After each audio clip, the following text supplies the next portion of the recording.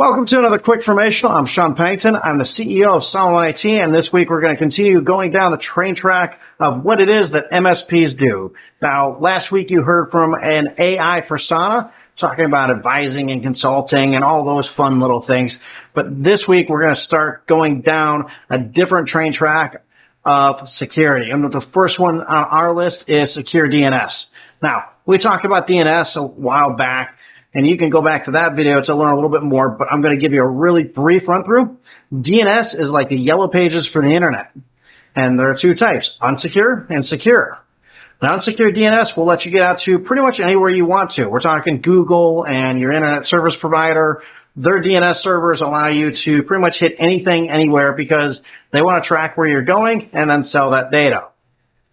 We don't want to hear it, but that is honestly the truth of the matter. It helps them market to you.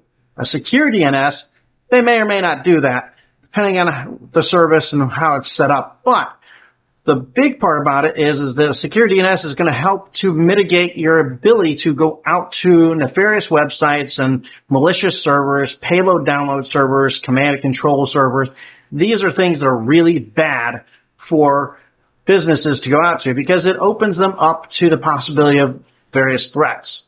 And so a secure DNS service is going to help to stop your staff, your users, from going out to those malicious websites. Now, there are three different types of secure DNS. One is one that is privately hosted, usually by the MSP itself. Those have to be manually updated often. And so they're a little bit more or less difficult to use until they're really, really well set up. But once they are, very, very secure. Then there are paid for services. Now, these are interesting because they take all the free versions of whatever they may have, and then they give you the ability of customizing your particular DNS so that it will allow you to make exceptions to whatever DNS entries that they have blocked or may not have anything in there intentionally. It's another way of blocking. So the last part is the free services. Free services can be really good. They'll still block everything that you want. Some of them will block malicious websites and malicious servers. Others will block those on top of adult websites and servers. But regardless of which of those three types you use, be it the private, the paid for, or the free, they're all going to do a really good job of blocking malicious websites and IP addresses and servers.